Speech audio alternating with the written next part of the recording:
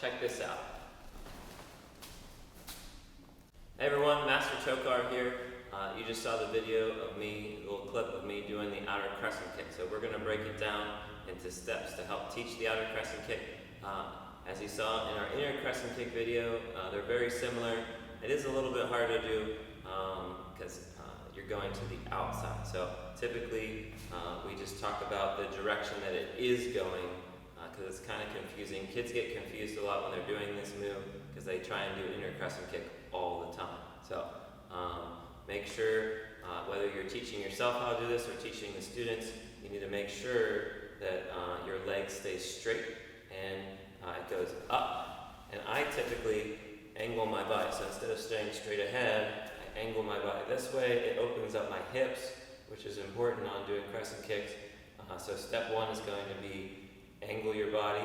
Step two is going to be straight up with your leg and then turn your shoulders. So it'll be angle, up, turn. So I'm going to show you what that looks like. So I'm angled, I go like straight up with my leg, and then I turn my shoulders, and that's the way that I get that turn with it. So step one, angle. Step two, up, straight up with the leg. Step three, turn the shoulders, and then when I add a spin to it, I do the same thing, and I just turn my body around, which is a little bit hard to do.